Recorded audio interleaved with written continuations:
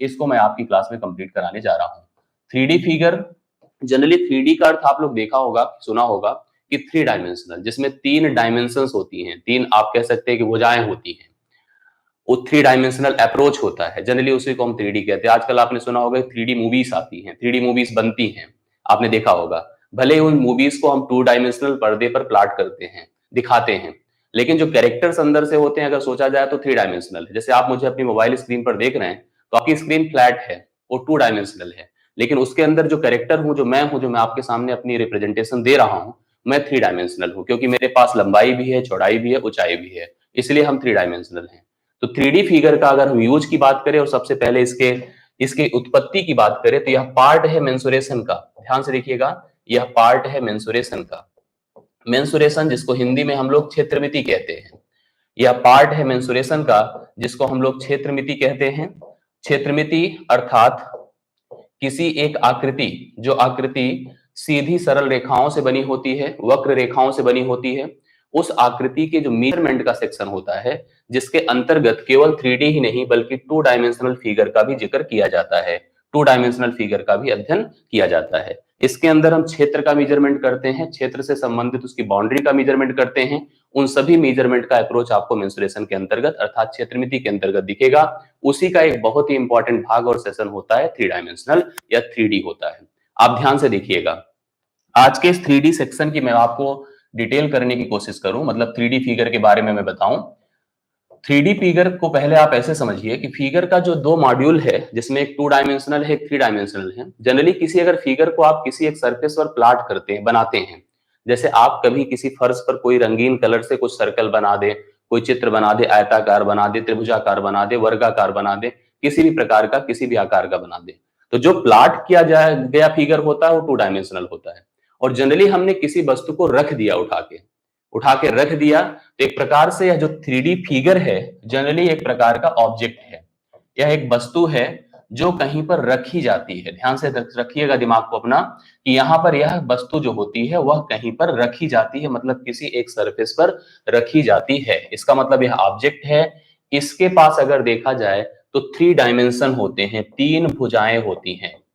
यह फिगर अगर मुख्यतः देखा जाए तो रेखाएं जिसका उपयोग हम लोग फिगर को बनाने के लिए करते हैं, वह दोनों प्रकार की रेखाओं का उपयोग हम लोग यहाँ पर इस फिगर को डेवलप करने के लिए करते हैं। चाहे वो आपकी लाइन रेक्टिलिनियर हो, मतलब सरल रेखा हो, सरल रेखाओं का भी प्रयोग इस फिगर को बनाने के लिए किया जाता है। साथ साथ वक्र रेखाएं अर्थात वक्र लाइन जो हमारे पास कर्व्ड लाइन होती है, उनका भी उपयोग इस फिगर को बनाने के लिए किया जाता है। अब ध्यान से देखिएगा, इस फिगर में क्योंकि आपने कहा कि 3 भुजाएं हैं, अर्थात अगर वह सीधी सरल रेखा से बना फिगर है तो उसके पास अपनी लंबाई है, उसके पास अपनी चौड़ाई है, उसके पास अपनी ऊंचाई है। मतलब किसी एक ऐसे ऑब्जेक्ट जिसको आप हाथ में ले सकें, जिसको आप उठा सकें, जिसके अंदर कितनी धातु लगी है उसका मेजरमेंट कर सकें, उस सभी फिगर को 3 डायमेंशनल कहते हैं। आप ऐसे जनरली सोच लीजिए, आप एक ईंट उठा लें, आप किताब हाथ में ले लें, आप कोई वस्तु हाथ में ले लें, वो भले ही किसी अलग अलग शेप का बना हो, लेकिन उन सभी फिगर को हम 3 डायमेंशनल फिगर कहते हैं, क्योंकि उसको हम उठा सकते हैं, उसको हम ले सकते हैं, उसका हम उपयोग कर सकते हैं। वह सारे के सारे फिगर आपके 3 डायमेंशनल हैं। हमको अपनी परीक्षा के हिसाब से अगर 3 डायमेंशनल फिगर को पढ़ना है तो केवल इसका उपयोग न्यूमेरिकल में ही नहीं होना है। आप अपनी परीक्षा की प्रकृति समझिएगा, इस फिगर की जो जटिलता है, इस फिगर के जितने संबंधित फार्मूले हैं, उस पर भी प्रश्न बनते हैं। इसलिए हम जो हमारा उद्देश्य रहेगा इस फिगर को पढ़ाने का, वह इसके डेप्थ में जाकर के इसकी सभी जितनी भी टेक्निकल वैल्यूज होती हैं, जो इनके फार्मूले होते हैं, उनको मैं आपको तैयार कराने की कोशिश करूंगा। तो आपको सबसे पहले अपनी परीक्षा के हिसाब से जिन जिन फिगर का अध्ययन करना उनको नोट कर लीजिए। तो सबसे पहला जो फिगर इसमें पढ़ा जाता है वो होता है क्यूबाइड। क्यूबाइड पढ़ा जाता है, जिसको आप हिंदी में घनाभ कहते हैं। इसके बाद अगर हम जो दूसरे फिगर की बात करें, जिसको हम क्यूब कहेंगे, अर्थात हम इसके अंतर्गत घन पढ़ेंगे। फिर हम इसके अंतर्गत ही सिलेंडर पढ़ते हैं, सिलेंडर जिसको हम लोग हिंदी में बेलन कहते हैं। अब यहाँ पर आगे पढ़ा जाए तो हम इसके अंदर कोण पढ़ते हैं, कोण जिसको आप शंकु कहते हैं। कोण के साथ साथ यहाँ पर फ्रक्टम भी पढ़ा जाता है, फ्रक्टम जिसको आप छिन्नक कहते हैं, छिन्नक कहते हैं।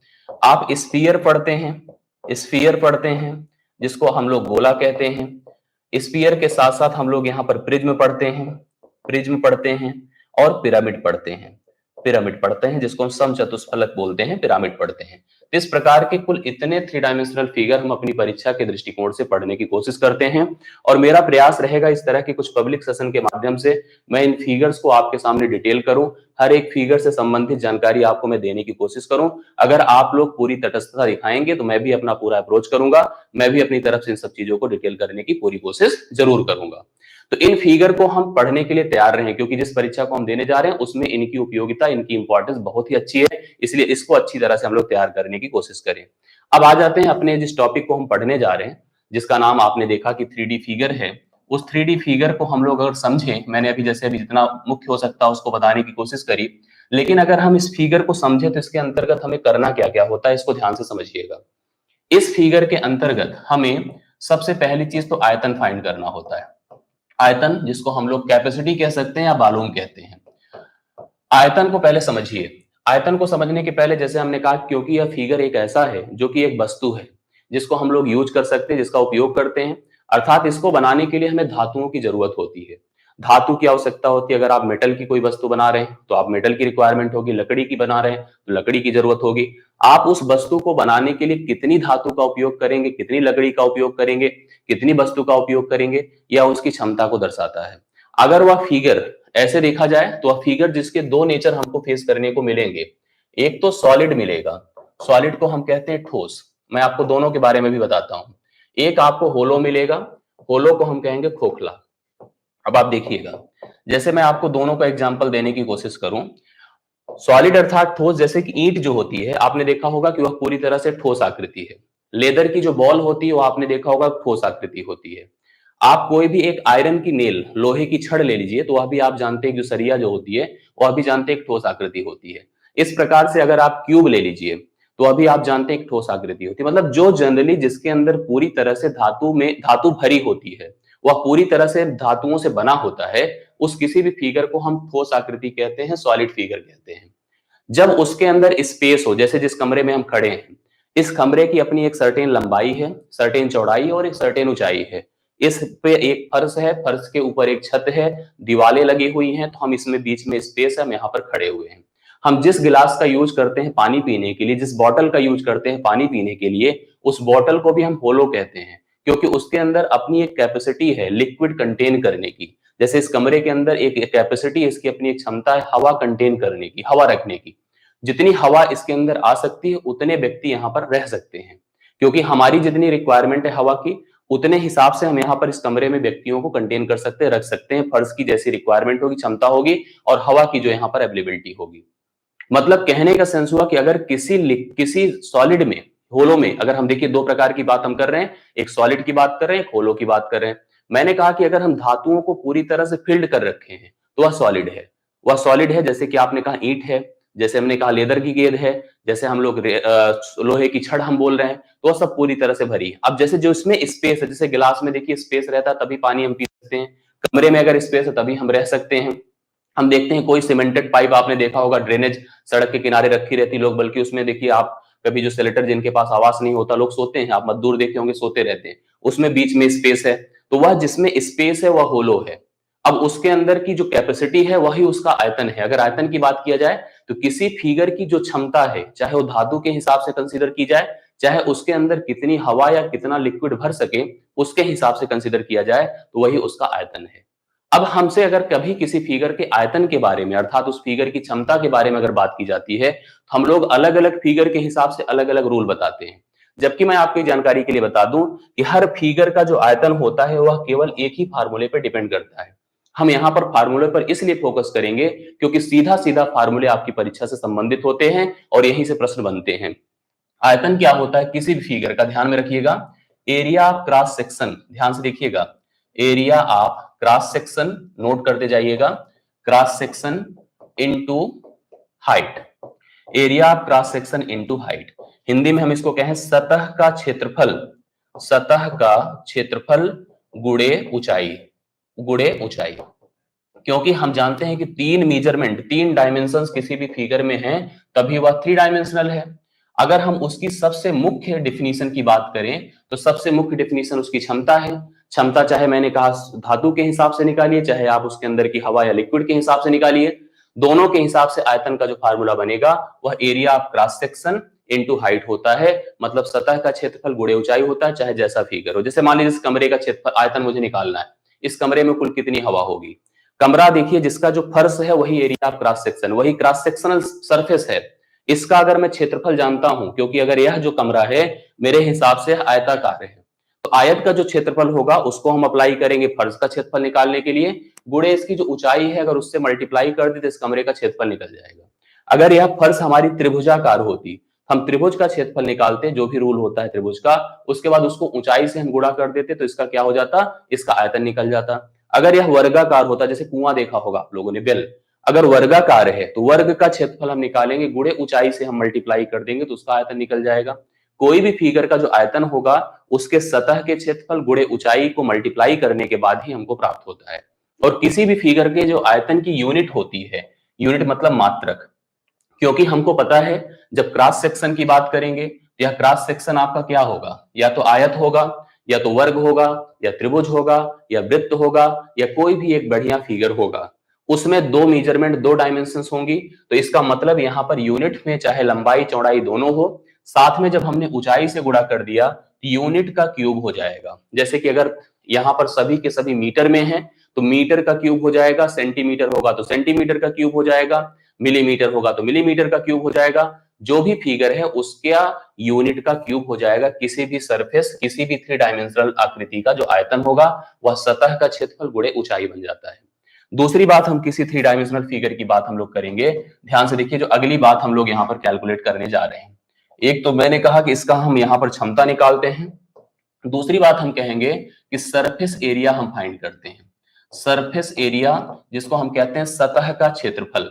अब ध्यान से देखिएगा, सतह का क्षेत्रफल होता क्या है और कैसे निकालेंगे।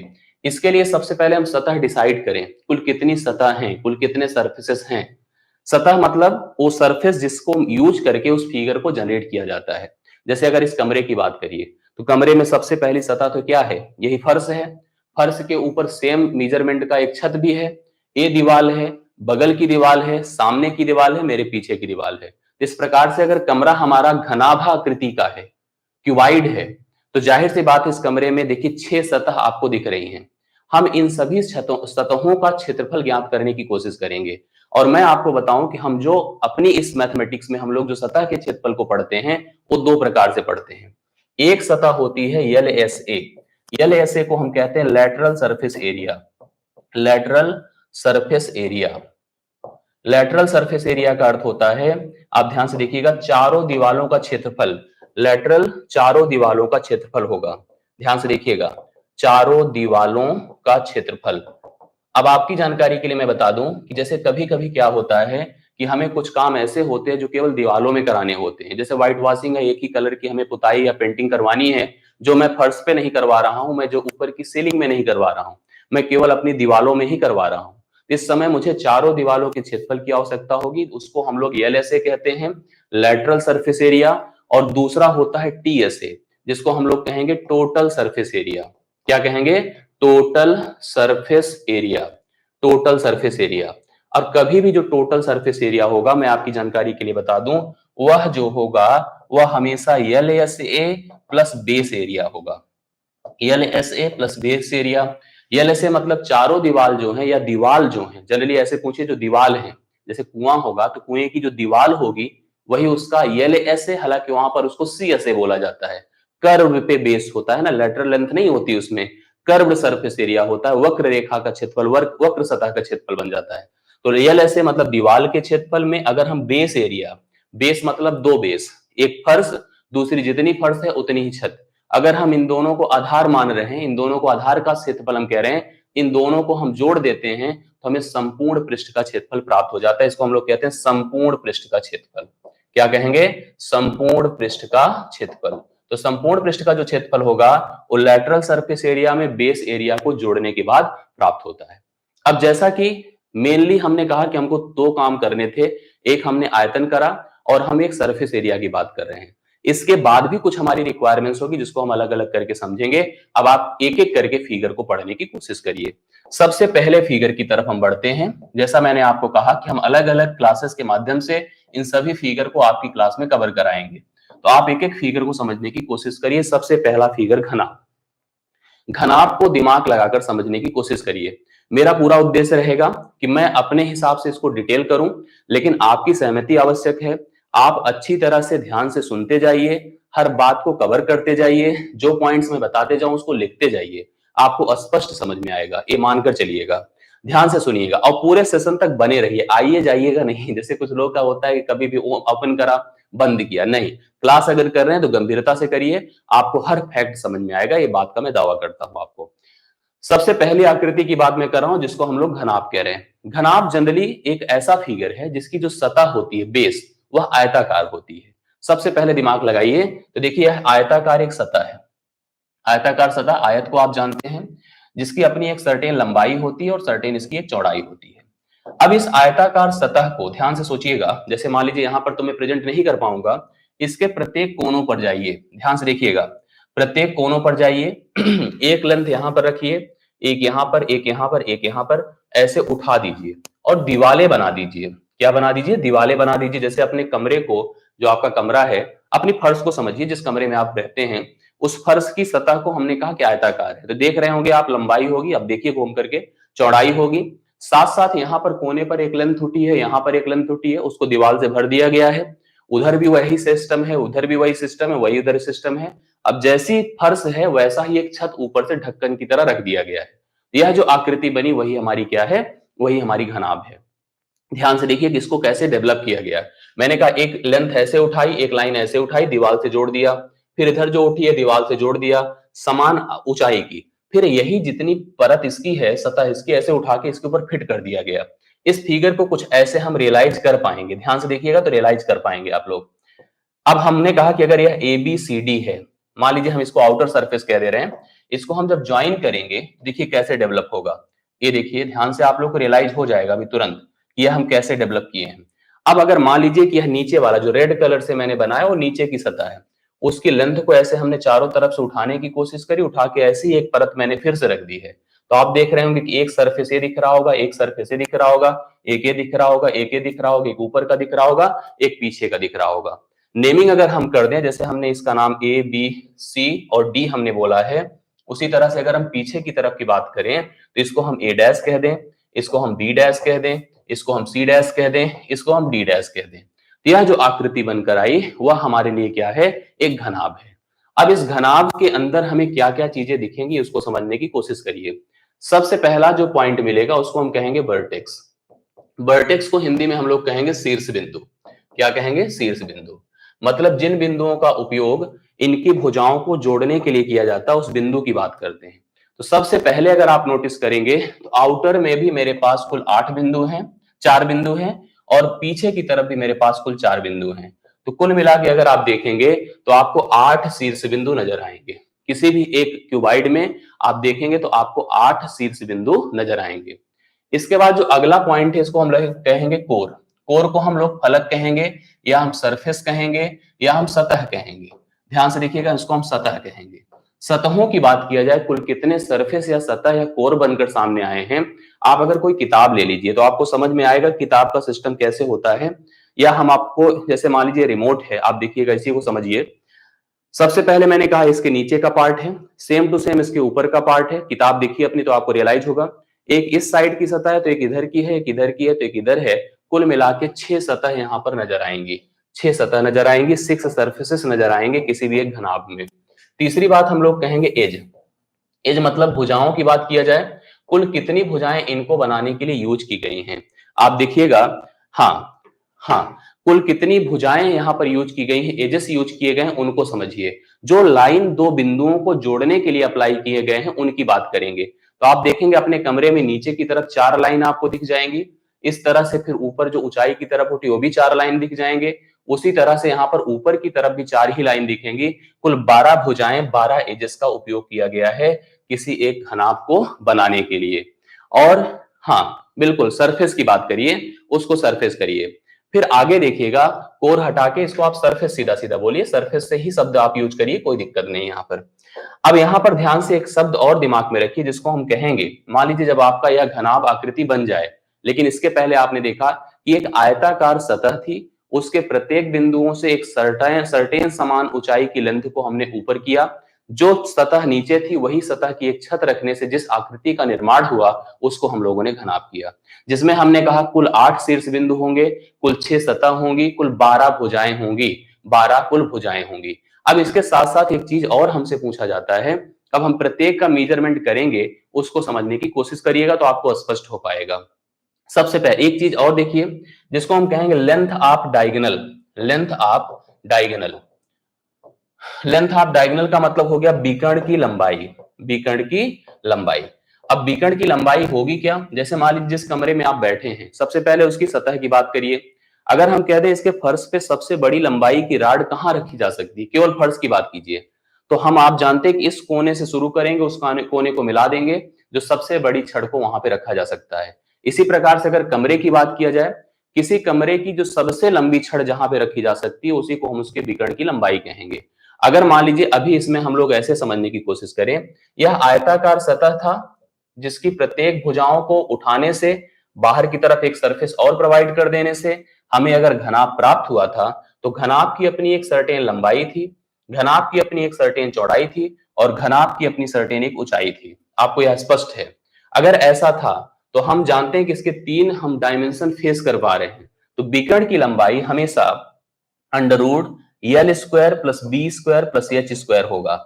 लंबाई का वर्ग प्लस चौड़ाई का वर्ग प्लस ऊंचाई का वर्ग जो होगा रूट के अंदर, वही विकर्ण की लंबाई होगी और वही वह सबसे बड़ी लेंथ होगी जो किसी भी एक घनाभ आकृति या कह सकते हैं कमरे में जो रखी जा सकती है। तो सबसे बड़ी छड़ की लंबाई आपकी क्या हो जाएगी, विकर्ण की लंबाई होगी, जिसको under root L square plus B square plus H square हम कहते हैं।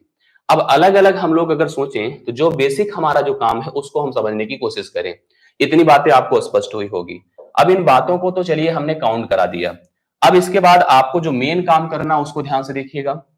जैसे हम सबसे पहले कह दें कि आयतन, आयतन जिसको हम कहेंगे क्षमता या कैपेसिटी कहिए। अगर मान लीजिए यह सॉलिड आकृति का है, अभी दोनों की बात हम लोग करेंगे, सॉलिड की भी बात करेंगे, होलो की भी बात करेंगे। मान लीजिए यह सॉलिड है या जैसे एक बॉक्स है बड़ा सा, या हम कह सकते ईंट है, उसमें कितना कुल धातु कितनी कुल मटेरियल लगी हुई है।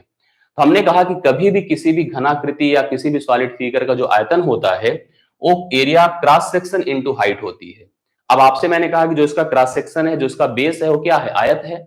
आयत का क्षेत्रफल क्या होता है, आपको मैंने क्या बताया है, area cross section, area of cross section, यही तो क्षेत्रफल आया, यही तो आयतन आया था। क्रॉस सेक्शन इनटू क्या बोला है, ऊंचाई। यही हम लोगों ने यहाँ पर कवर किया, इसी का यूज कर रहे हैं हम लोग यहाँ पर हम आयतन निकालने के लिए। क्रॉस सेक्शन के लिए मैंने कहा था कि इसकी जो सतह है वो आयत है। आयत का क्षेत्रफल क्या होता है, लंबाई गुणे चौड़ाई, लंबाई गुणे चौड़ाई, और जो इसकी ऊंचाई है सर्टेन, अगर हम उसको भी मल्टीप्लाई कर दें तो जाकर के हमें इसका आयतन प्राप्त हो पाएगा। तो जनरली हम कह सकते हैं L into B into H जो होगा यूनिट क्यूब, वही किसी घनाभ का आयतन कहलाएगा। तो किसी घनाभ का आयतन यल बी एच होता है, आप लोग इसको नोट कर सकते हैं। दूसरी बात, अगर हम लोग जैसे हमने कहा आयतन तो चलिए ठीक है, लंबाई गुणे चौड़ाई गुणे ऊंचाई कर दीजिए तो आपको आयतन उसका प्राप्त हो जाएगा। अब दूसरा पॉइंट हम लोग यहां पर समझने की कोशिश करें जिसको हम कहेंगे सरफेस एरिया। ध्यान से देखिएगा, जिसको हम लोग कहेंगे सरफेस एरिया, सतह का क्षेत्रफल। मैंने कहा दो प्रकार से सतहों के क्षेत्रफल को फाइंड किया जाता है, एक होता है एलएसए, दूसरा होगा टीएसए। एलएसए देखिए क्या है, लेटरल सरफेस एरिया जिसको हम लोग कहेंगे। तो लेटरल सरफेस एरिया में आपको चारों दीवालों का क्षेत्रफल पता करना होगा, इसको हम कहेंगे चारों दीवालों का क्षेत्रफल, चारों दीवालों का क्षेत्रफल। अब चारों दीवालों का क्षेत्रफल देखिए हम लोग कैसे निकालेंगे। जैसे आप अपने कमरे में जहां पर बैठे हैं, फर्श को छोड़ दीजिए, छत को छोड़ दीजिए, जो आपके सामने दीवार है, जो आपके पीछे दीवार है, जो आपके बगल दीवार है, जो आपके इस बगल दीवार है, उसमें सोचिए क्या क्या इन्वॉल्व है। क्योंकि आपको पता है जितनी दीवारें हैं सब आयताकार हैं, सब में दो भुजाओं का यूज किया गया है, लंबाई चौड़ाई है, जो किसी में चौड़ाई लंबाई की तरह काम कर रही है, ऊंचाई जो है लंबाई की तरह काम कर रही है, कोई फर्क नहीं। जैसे बगल वाली जो दीवार है, मैंने उसमें देखा कि उसमें लंबाई है और यहां पर ऊंचाई है, तो लंबाई गुणे ऊंचाई उसमें इन्वॉल्व है, सेम टू सेम लंबाई गुणे ऊंचाई उसमें इन्वॉल्व है। अगर मैं पीछे की बात करूं या अपने पीछे की बात करूं या सामने अपने पीछे की बात करूं, तो उसमें चौड़ाई है और ऊंचाई है, सामने भी चौड़ाई है और ऊंचाई है। तो आपने देखा होगा दो बार लंबाई और ऊंचाई इन्वॉल्व हो रही है, दो बार चौड़ाई और ऊंचाई इन्वॉल्व हो रही है। यह आपको याद होगा। तो आयत का परिमाप क्या होता था, आयत का परिमाप ट्वाइस एल प्लस बी होता था, जो उसकी सभी बाउंड्री की लेंथ होती थी, मतलब जो उसकी मेड़, अगर ऐसे कह दे खेत है तो उसके चारों तरफ की जो लंबाई, उसकी बाउंड्री की लेंथ जो होती है, वही परिमाप कहलाता था। वही जो वहां पर परिमाप होता था, उसी परिमाप को अगर हम ऊंचाई से गुणा कर दें, फिलहाल हम उसको इस तरह से ना समझें, हम ऐसे समझे कि लंबाई ऊंचाई का प्रयोग भी दो प्रकार से है, चौड़ाई ऊंचाई का भी प्रयोग दो प्रकार से है। इसको हम कह सकते हैं twice L plus B into H, यह हो जाएगा लेकिन यूनिट का स्क्वायर, यूनिट जो भी रहेगी मात्रक उसका होल स्क्वायर होगा। ऐसे समझिए, जो बगल की दीवार है दो बार लंबाई और ऊंचाई है, जो बगल की दीवार है दो बार चौड़ाई और ऊंचाई है, दो और एच को हम कॉमन कर दें तो एल प्लस बी हो जाएगा। यही क्या हुआ, लेटरल सरफेस एरिया हुआ। अब इस लेटरल सरफेस एरिया में अगर हम फर्श के क्षेत्रफल को और हम छत के क्षेत्रफल को जोड़ दें तो टोटल क्षेत्रफल मतलब टोटल सरफेस एरिया हो जाएगा, अर्थात संपूर्ण पृष्ठ का क्षेत्रफल हो जाएगा। संपूर्ण पृष्ठ के क्षेत्रफल की बात किया जाए तो आपने अभी देखा कि हम दो दो बार सबका उपयोग कर रहे थे, दो दो बार हम सबका उपयोग कर रहे थे, दो बार हम चौड़ाई, देखिए दो बार हमने लंबाई ऊंचाई का उपयोग किया, दो बार हमने चौड़ाई ऊंचाई का उपयोग किया, तो दो बार हम लंबाई और चौड़ाई का भी उपयोग कर लेते हैं। तो यहां पर इसका जो क्षेत्रफल बनता है twice L B plus B H plus H L हो जाएगा। ये ध्यान से देखिएगा, twice L B plus B H plus H L हो जाएगा, जो कि यूनिट का क्या रहेगा, स्क्वायर रहेगा, जो भी मात्रक आपको दी जाएगी उसका वर्ग होगा। ये ध्यान से समझने की कोशिश करिए। यह तो जो हम बात कर रहे थे किसी घनाभ के सॉलिड अप्रोच की बात कर रहे थे, इसके ठोस सेगमेंट की बात कर रहे थे। ठोस सेगमेंट मतलब जैसे ईंट थी उसकी बात कर रहे थे, जैसे कोई ऐसी वस्तु हो जो कि आयत की सरफेस की हो, आयत की सतह की हो, लेकिन उसके अंदर पूरी तरह से धातु भरी हुई हो। जैसे जो आपकी किताब है, अगर उसको एकदम बंद कर दीजिए, उसके पन्नों को मत खोलिए, तो आप समझेंगे हम उसी फिगर की बात कर रहे थे। यहां पर जो धातु कंप्लीटली लगी हुई थी उसकी बात कर रहे थे। हालांकि हमने कमरे का भी एग्जांपल आपको दिया, लेकिन हम आयतन जो देख रहे थे वह आयतन कुछ उसी प्रकार से मीजर था। अब हम अगर इसको खोखले के ऊपर समझे, खोखला मतलब जैसे आपने देखा होगा संदूक, संदूक आप लोग जानते होंगे ना, संदूक समझा है कि नहीं आप लोगों ने, संदूक देखा होगा आप लोगों ने, कुछ इस प्रकार की ही आकृति का यह अप्रोच है। ध्यान से देखिएगा तो आपको सब स्पष्ट होगा, ध्यान से देखना है सभी लोग को, संदूक का कॉन्सेप्ट आपको समझ में आ जाएगा कि संदूक का अप्रोच क्या होता है, या इसी प्रकार के सेगमेंट का उपयोग हम लोग यहां पर करने की कोशिश करते हैं। बस उसमें ऐसे सोच लीजिए कि जैसे ज्योमेट्री बॉक्स आपने देखा होगा, तो ज्योमेट्री बॉक्स में आपने देखा होगा कैसे खुल जाता है, अंदर कुछ हम रख सकते हैं, पेन पेंसिल जो भी अपना होता है। तो आप देखते होंगे कि अगर अंदर से लेंथ हम मीजर करते हैं तो कुछ आती है, बाहर से लेंथ मीजर करेंगे तो कुछ आएगी। इसको हम यहां पर फिगर का रूप दे रहे हैं और देखिए कैसे बनकर सामने आएगा। मतलब स्पेस है अंदर और उस स्पेस का हम लोग यहां पर उपयोग, मतलब एक तरह से खोखला घनाभ, इसको हम नाम क्या देंगे, खोखला घनाभ। अब यहां पर ये आपकी डिपेंडेंसी यहां पर फिगर को देखने के बाद होती है। संदूक को जैसे समझना हो, ज्योमेट्री बॉक्स को समझना हो, जैसे अगर किसी इस प्रकार की आकृति को समझना हो जो खुली हुई हो। अब इसमें देखिए, आप देखे होंगे तो चारों तरफ कुछ इस प्रकार का यहां पर एक सरफेस होगा जो कि इसकी चौड़ाई या मोटाई कहलाएगा, जो धातु की मोटाई कहलाएगा। ध्यान से देखिएगा तो आपको अभी स्पष्ट हो जाएगा, जो धातु की क्या कहलाएगा, मोटाई कहलाएगा। इसको इससे जोड़ दिया और इसको जो है इससे जोड़ दिया, ये अलग अलग कलर से अगर हम जोड़ेंगे तो स्पष्ट हो जाएगा आप लोग को। इसको इससे जोड़ा, इसको इससे जोड़ा, ये ऑलरेडी देखिए, अगर चाहे तो इसको इससे जोड़ दें, चाहे तो इसको इससे जोड़ दें। अब देखिए ये इसकी जो थिकनेस है, जो मोटाई है, वह इन्वॉल्व हो गई इसमें, वह इसमें इन्वॉल्व हो गई। अब संदूक की दो पहले चीज समझिएगा, हम संदूक में लगी धातु का आयतन अगर निकालना चाहते हैं, जब हम इसको इसके आयतन की बात करेंगे, पहले मान लीजिए संदूक पूरी तरह से बंद है। अगर संदूक का मैं आयतन, संदूक का नहीं, संदूक में लगी धातु का आयतन, लगी धातु, अगर मान लीजिए हम उसमें क्या कह सकते हैं, हम उसको क्या, पहले संदूक जो बनती थी आप देखिए आयरन से बनती थी, जस्ते से बनती थी, टिन से बनती थी।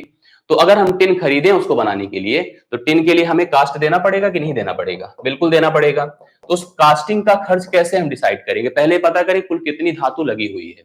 इसके लिए हम कह दें कि संदूक की धातु लगी धातु का आयतन बराबर क्या हो जाएगा, बाह्य आयतन, बाह्य आयतन, और उसमें से जो बीच का स्पेस है उसको हम हटा दें, माइनस आंतरिक आयतन। अगर हमको कभी ऐसी जरूरत पड़ गई तो हम बाह्य आयतन माइनस आंतरिक आयतन को हम लोग डिफर कर दें, उनका जो अंतर होगा वो बीच के स्पेस को गायब कर देगा। जैसे आप ऐसे रियलाइज करिए, कभी आप सोचिए दिमाग लगा के, जो मैंने कहा कि अगर संदूक, दिमाग लगाइए, कोई ऐसा आपने देखा होगा, अपने घर में रखा होगा, पुराने समय में तो बहुत होता था, अब तो नहीं उस तरह का सिस्टम होता है।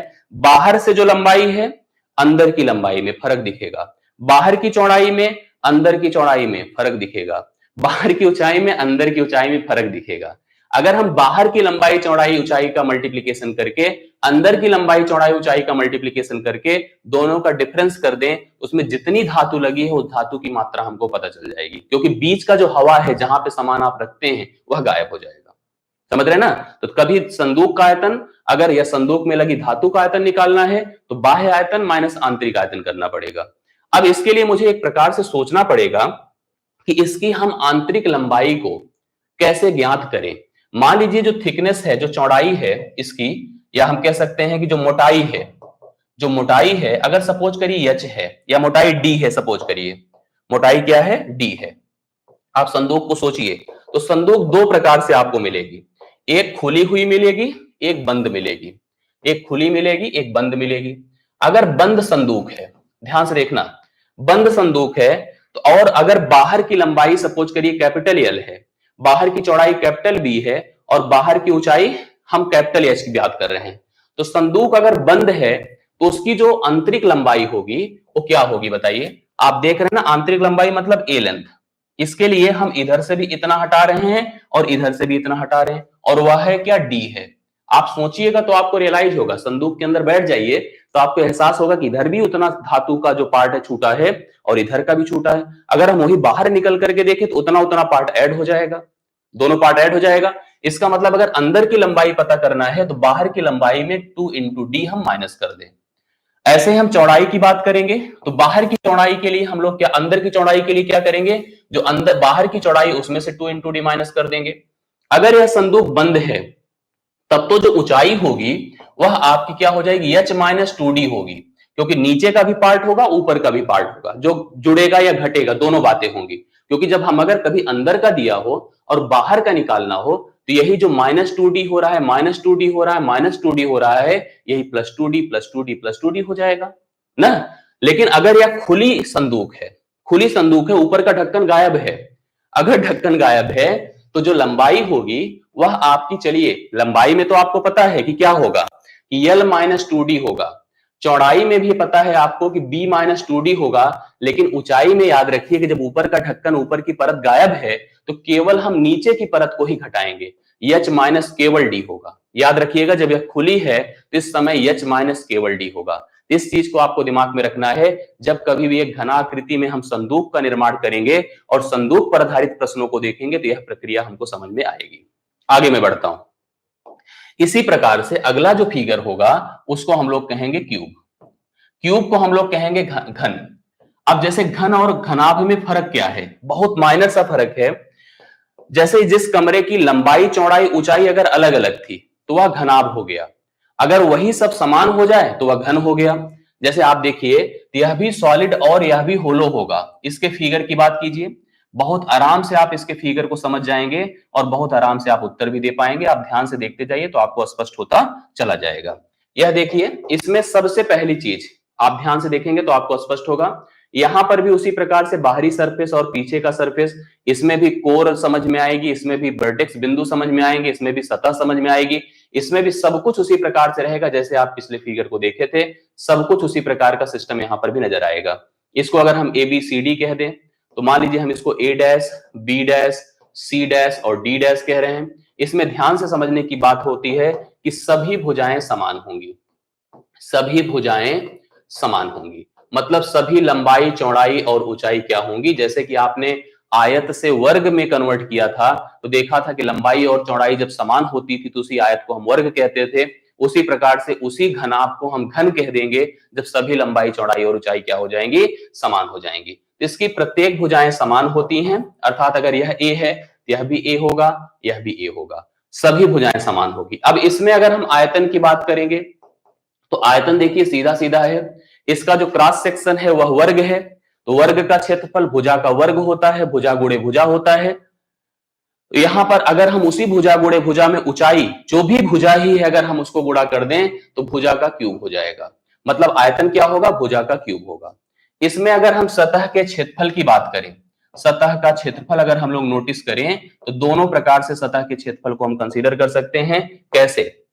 सतह के क्षेत्रफल को अगर हम कंसीडर करेंगे तो एक तो मान लीजिए LSA होगा, लेटरल सरफेस एरिया, एक TSA होगा जो कि टोटल सरफेस एरिया होगा। लेटरल सरफेस एरिया में 4 सतह है ना, तो हम लिख दें सीधा 4 गुणे भुजा का वर्ग, जो भुजा दी गई है उसका वर्ग कर दीजिए, बट 4 से गुणा कर दीजिए। टोटल सरफेस एरिया में 2 सतह और इन्वॉल्व हो जाएगी, तो हम लिखेंगे 6 गुणे भुजा का वर्ग। 6 गुणे भुजा का वर्ग कर दीजिए तो आपको टोटल सरफेस एरिया अर्थात संपूर्ण पृष्ठ का क्षेत्रफल नजर आएगा। अब जैसे यहां पर हम लोग पिछले में जो हमने घनाभ पढ़ा उसमें हमने देखा कि वहां पर विकर्ण की जो लंबाई होती थी √L² + B² + H² होती थी। यहां पर विकर्ण की लंबाई देखिए क्या हो जाएगी, विकर्ण की लंबाई देखिए क्या हो जाएगी, अंडररूट भुजा का वर्ग, मान लीजिए भुजा A है, प्लस भुजा का वर्ग प्लस भुजा का वर्ग, तो आप देख रहे हैं √3A² हो रहा है, जो कि A√3 लिखा जा सकता है यूनिट में। याद रखिएगा, जैसे इसमें भी आपको पता है कि आयतन यूनिट क्यूब होगा, कोई भी क्षेत्रफल निकाला जाएगा तो यूनिट स्क्वायर होगा, यूनिट स्क्वायर होगा, लेकिन अगर हम लेंथ की बात करेंगे तो सीधा सीधा वह यूनिट होगा। इस प्रकार से हम लोग यहां पर करने की कोशिश करेंगे। मेरे ख्याल से आप सभी को यहां पर समझ में यह बातें आई होंगी। ठीक है, अब देखिए 2 फिगर हमने पढ़े। जब हमने आपको पढ़ाना शुरू किया तो मैंने कहा था कि हम इसमें कितने फिगर टोटल पढ़ेंगे, जिसको हम आपको पब्लिक लेक्चर के माध्यम से कराने की कोशिश करेंगे। घनाभ हमने बताया आपको, घन हमने बताया आपको। अब घनाभ और घन के बाद आगे के फिगर कंटिन्यूड रहेंगे, लेकिन कुछ प्रश्नों के माध्यम से, जो प्रश्न ऐसे हैं जो बेसिक हैं एकदम से, जो इसकी बेसिक बात को हमें समझाने की कोशिश करेंगे। जो फिगर हमने पढ़े हैं उसके केवल बेसिक पहलू को सिखाएंगे, इसलिए हम कुछ प्रश्नों के माध्यम से इन दोनों फिगर की थोड़ी बहुत जानकारी जो हमारे लिए आवश्यक है उसको कवर करेंगे। इसके लिए आप सभी लोग पहले चीज तो पेन कॉपी उठा लें और थोड़ा सा खुद को फिर सीरियस कर लें। अभी तक हो सकता है इधर उधर भटके हों, खुद को फिर से सीरियस कर ले और कुछ प्रश्नों के साथ हमारे साथ फिर से जुड़ जाएं एक सक्रिय वे में, जिससे कि आप सभी इसको कवर कर सके। तो चलिए पेन कॉपी उठा के अपने आप को रेडी करिए और कुछ प्रश्नों को हम फिर से कवर करने जा रहे हैं। सबसे पहला प्रश्न आपके सामने बोर्ड पर होगा, देखने की कोशिश करिए, करने की कोशिश करिए। क्या है पहला प्रश्न? प्रश्न नहीं है, एक प्रकार से उस फिगर को समझाने का कॉन्सेप्ट है, जिससे कि हम उन सभी फिगर को यहां पर कर सके आराम से। पहला क्वेश्चन देखिए, एक ठोस की लंबाई, चौड़ाई तथा ऊंचाई क्रमशः 6, 4 और 3 सेंटीमीटर है, इसका आयतन क्या होगा? आयतन जानते हैं हम लोग क्या होता है, अभी हम लोग पढ़े कि अगर वह फिगर है, ठोस है, तो जाहिर सी बात वह घनाभ है, जिसकी अपनी सर्टेन लंबाई है, चौड़ाई है और ऊंचाई है। लंबाई उसकी 6 है, चौड़ाई उसकी 4 है और ऊंचाई उसकी 3 है। 6 है, 4 है और 3 है। आयतन मतलब वॉल्यूम क्या होगा? आयतन अर्थात उसका वॉल्यूम क्या होगा? तो आप लिख सकते हैं 6 गुणे 4 गुणे 3, 6 चौके या 6 दूना 12 चौके कितना, 6 त्रिक 18 चौके कितना होगा? 72, 24 तिया 72, तो 72 घन सेंटीमीटर या सेंटीमीटर क्यूब हो जाएगा उसका आयतन, जो कि आप लोग यहाँ पर बी ऑप्शन में देख पा रहे हैं।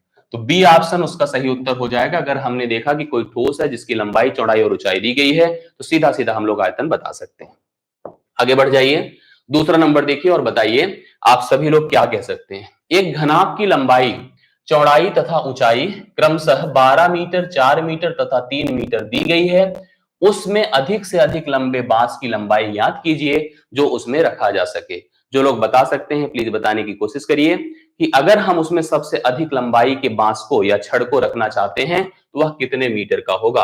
अर्थात यह विकर्ण की लंबाई पूछ रहा है। क्या पूछ रहा है? विकर्ण की लंबाई।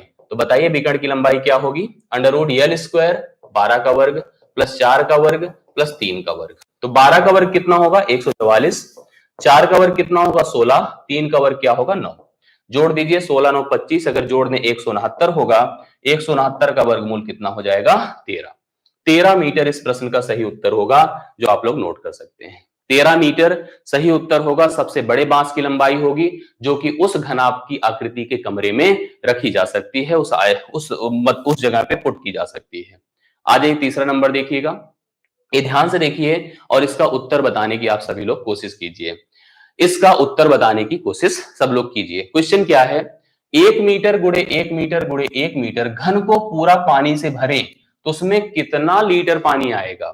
उसमें कितना लीटर पानी आएगा ये बताने की कोशिश कीजिए। जैसे हम लोग जिस लिक्विड, जिस बर्तन का या ग्लास का या बोतल का यूज करते हैं, अगर मान लीजिए वह घनाकृति का है जिसमें लंबाई चौड़ाई ऊंचाई सबकी सब 1 मीटर 1 मीटर 1 मीटर की है, तो साफ साफ आयतन मतलब उसकी क्षमता, आयतन तो देखने से समझ में आ रहा है कि 1 मीटर क्यूब होगा।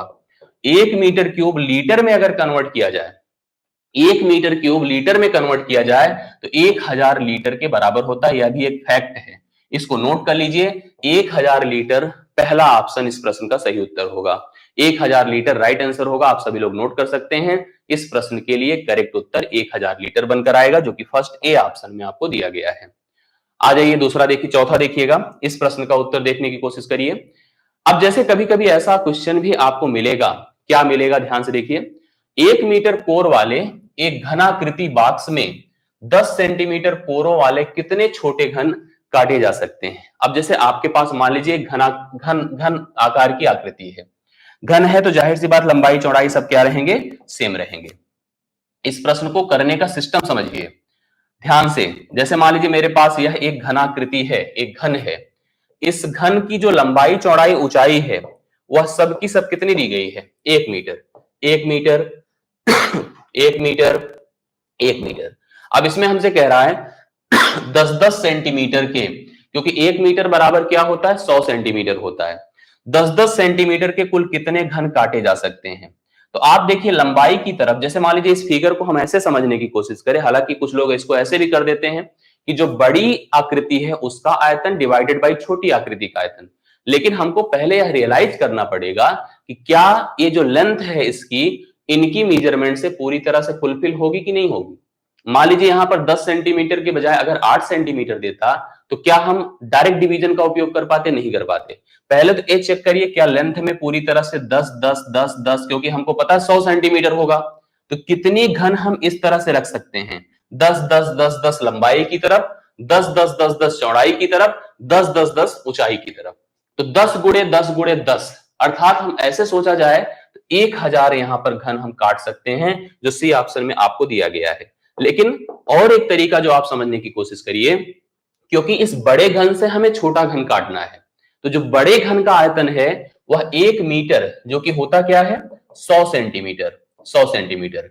हम लिख दें उसका आयतन 100 गुणे 100 गुणे 100 डिवाइडेड बाई जो आपका छोटा घन है वो कितना है, 10 10 सेंटीमीटर की आकृति का है, 10 गुणे 10 गुणे 10, 3 जीरो खत्म, 3 जीरो बचे, 1000 घन काटे जा सकते हैं। लेकिन मैंने कहा इसको ऐसे मत करिएगा, इसको स्पष्ट कर लीजिएगा।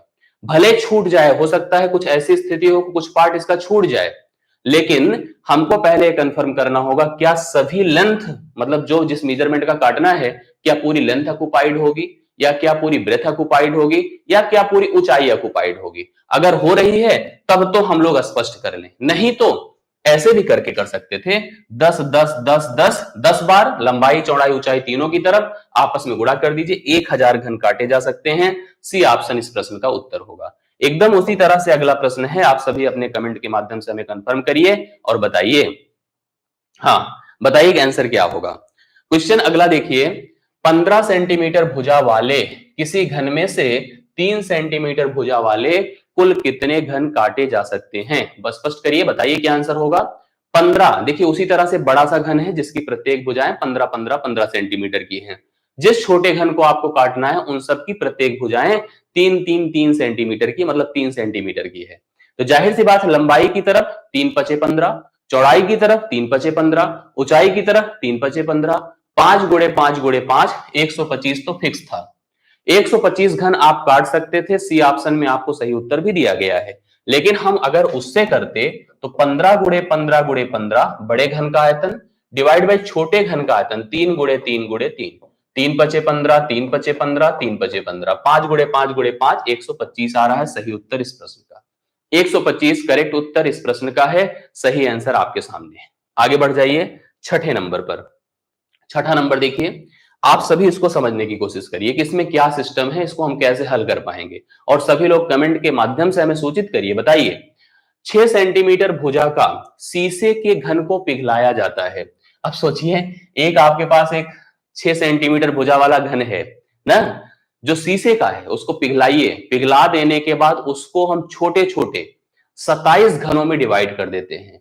कैसे डिवाइड कर देते हैं, 27 घनों में डिवाइड कर देते हैं। तो नए घनों की भुजाएं क्या होंगी, जो अभी छोटे छोटे घन बने उन सभी की भुजाओं की लंबाई कुल कितनी होगी, अलग अलग क्या होगी बताइए। अब आपने देखा कि यहां पर बड़े घन का आयतन क्या होगा, 6 गुणे 6 गुणे 6 होगा। छोटे घन का आयतन मान लीजिए a गुणे a गुणे a है, बराबर कुल कितने घन बने बताइए, 27 बने।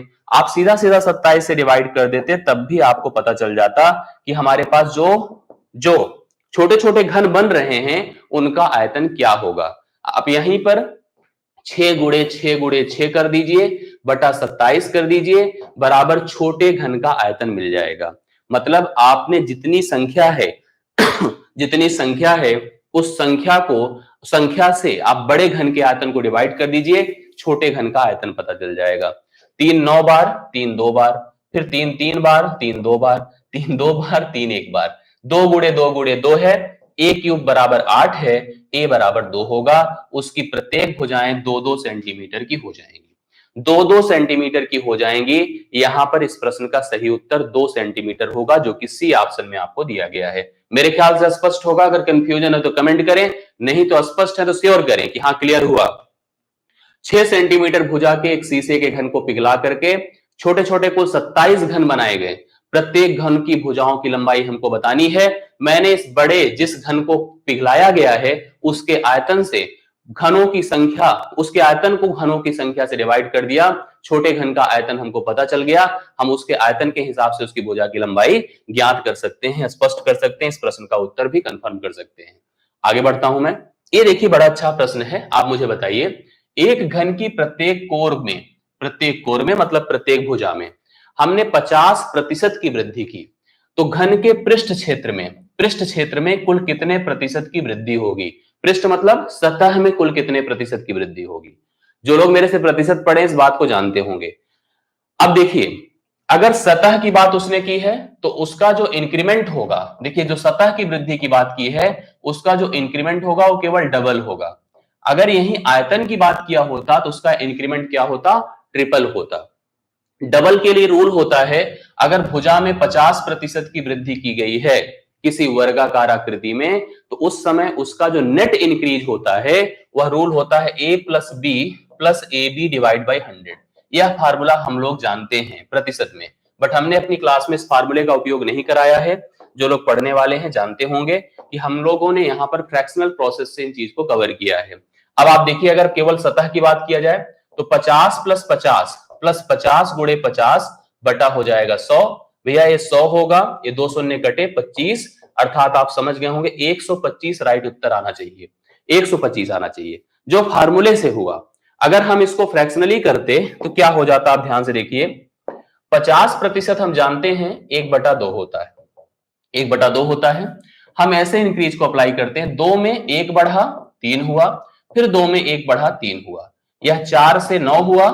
4 में कितने का इंक्रीज है, 5 का, तो 5 गुणे 100 बटा हम 4 कर दें, 4 से डिवाइड कर दीजिए, यहां पर 25 हुआ, 25 को 5 से गुणा कर दीजिए, 125% की वृद्धि हुई। अब इसको हम लोग इसलिए अच्छा मानते हैं क्योंकि ये जरूरी नहीं कि ऐसे 50% दिया हो। उस फार्मूले का उपयोग तभी तक इफेक्टिव है जब यह इंटीजर राशि आपको दी जाएगी। यहीं पर 50 दशमलव कुछ दिया होता, कुछ मतलब परसेंटेज में या टिपिकल भिन्न नंबर में अगर दिया होता तो आपको कंफ्यूजन होती, ऐसे नहीं कर पाते। इसलिए इन प्रोसेस का उपयोग किया जाता है कि अगर भिन्न में कन्वर्ट कर लें तो चीजें बड़ी आसान हो जाती है। मैं यहीं पर एक प्रश्न आप लोगों से पूछता हूं, आप सभी लोग कमेंट के माध्यम से मुझे सूचित करिए और तुरंत बताइए। हम वेट बहुत ज्यादा नहीं करेंगे, आप सबसे रिक्वेस्ट करेंगे, आप बताइए।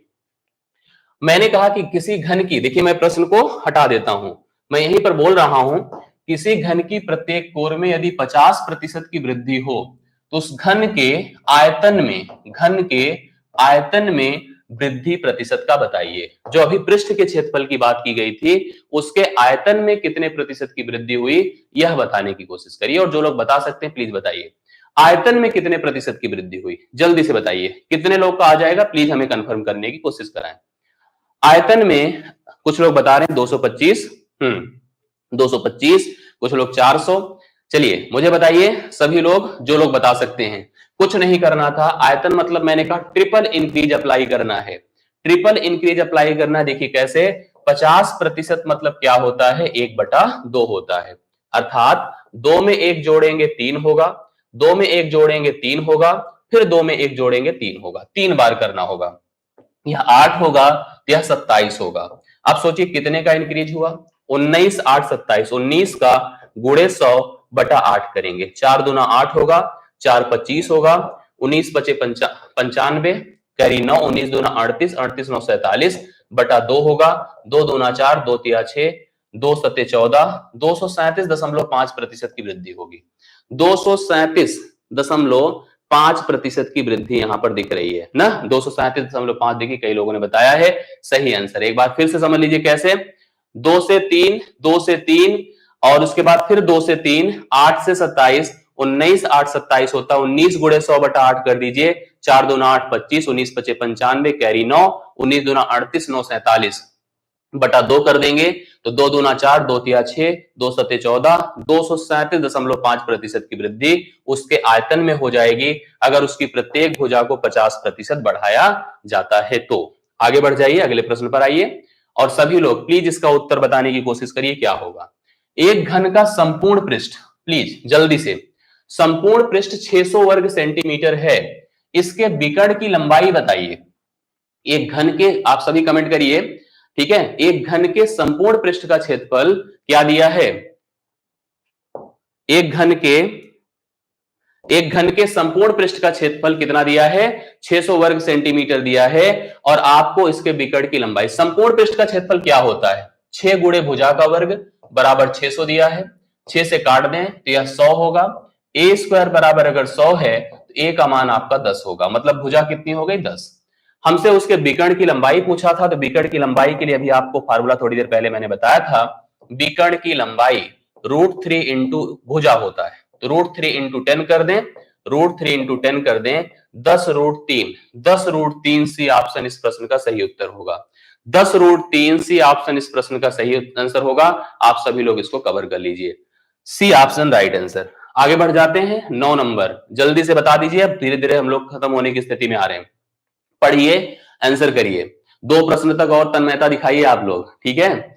25 सेंटीमीटर भुजा वाले धातु में के एक घन को पिघलाकर 5 सेंटीमीटर की भुजा वाले छोटे छोटे घनों के रूप में ढाला जाता है, इस तरह से कुल कितने नए घन बनाए जा सकते हैं, बताइए सभी लोग। 25, अभी जैसे हम लोग पिछला पढ़े थे उसी प्रकार की स्थिति है, 5 सेंटीमीटर भुजा वाले घन बनाए जा सकते हैं, यहां पर इसको सॉल्व करने की कोशिश करिए। फिर वही स्थिति है, 25 को अगर हम लंबाई चौड़ाई ऊंचाई के हिसाब से 5 से डिवाइड करते जाए तो लंबाई में भी 5 मिलेगा, चौड़ाई में भी 5 मिलेगा, ऊंचाई में भी, अर्थात 125 तो मेरे हिसाब से उत्तर करेक्ट है। 125 डी ऑप्शन इस प्रश्न का उत्तर सही होगा, आप समझ गए होंगे ना। देखिए, तो 2 गुणे आप समझने की कोशिश करिएगा, 25 गुणे 25 गुणे 25, बड़े घन का आयतन डिवाइड बाय छोटे घन का आयतन, 5 गुणे 5 गुणे 5, 5 पचे 25, 5 पचे 25, 5 पचे 25, अर्थात 125 राइट आंसर इस प्रश्न का बन जाएगा। 125 करेक्ट उत्तर होगा इस प्रश्न का, आप नोट कर सकते हैं। जो सीट ने आपको दोनों फिगर्स के बारे में समझाने की कोशिश की है, पढ़िए, एक घन का आयतन 512 सेंटीमीटर क्यूब है, उसके तल का क्षेत्रफल क्या होगा, कवर कर सकते हैं तो बताइए। घन का आयतन 512, घन की भुजा अगर ए है, ए क्यूब बराबर 512 दिया है, ए बराबर 8 हो जाएगा क्योंकि 8 का क्यूब होता है 512, भुजा हो गई 8।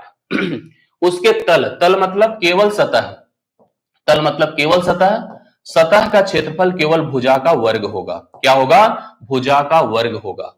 भुजा का वर्ग मतलब लंबाई गुणे चौड़ाई होगी या भुजा गुणे भुजा होगी, जो कि पहले ऑप्शन। देखिए यहां थोड़ा सा कंफ्यूजन लोग के दिमाग में आ सकता है, लोग को लगेगा पूरी सतह की बात की जा रही, जबकि ऐसा नहीं है, केवल तल की बात की जा रही है, नीचे के सतह की बात की जाए जो कि भुजा का वर्ग होगा। तो भुजा का वर्ग 64 हाफ सेंटीमीटर स्क्वायर नोट कर सकते हैं, जो कि पहले ऑप्शन में दिया गया है। Thank you so much.